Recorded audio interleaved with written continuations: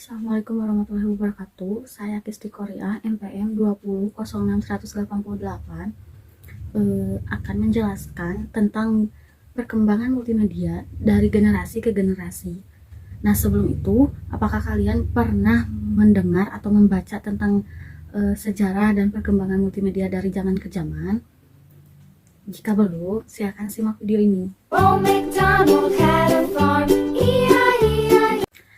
Nah, sebelum masuk ke sejarah dan perkembangan sistem multimedia dari zaman ke zaman, menurut Perry 1994, multimedia adalah interaksi antara teks, suara, gambar statis, animasi, dan video. Dari tinjauan kata-kata tersebut, kata-kata pembentukannya, multimedia berarti melibatkan beberapa media.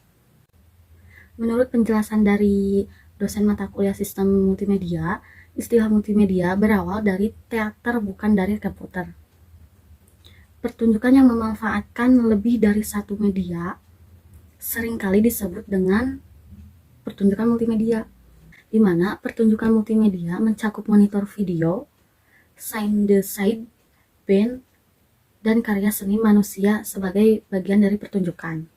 Sistem multimedia dimulai pada akhir 1980-an dengan diperkenalkannya HyperCard oleh Apple pada tahun 1987 dan diumumkan oleh IBM pada tahun 1989 mengenai perangkat lunak audio visual connection atau AVC dan video adapter card pada PS2.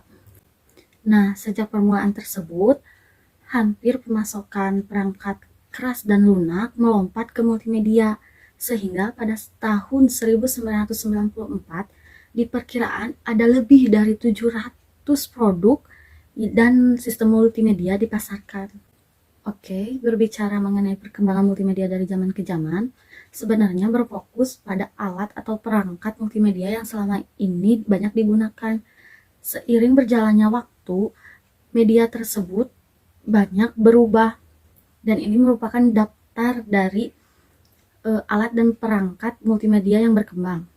Salah satu bentuk multimedia dari zaman dahulu adalah surat kabar, di mana dahulu multimedia yang paling unggul dan paling efektif adalah surat kabar ini, karena isinya sangat penting terkait berbagai informasi di berbagai negara.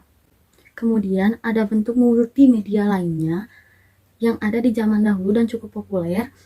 Multimedia tersebut adalah telepon kaleng yang merupakan alat tradisional dan paling sering dipraktikkan di beberapa lembaga pendidikan.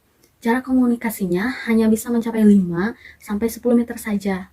Selain itu, multimedia yang telah mengalami perkembangan yang sangat pesat adalah dengan adanya radio.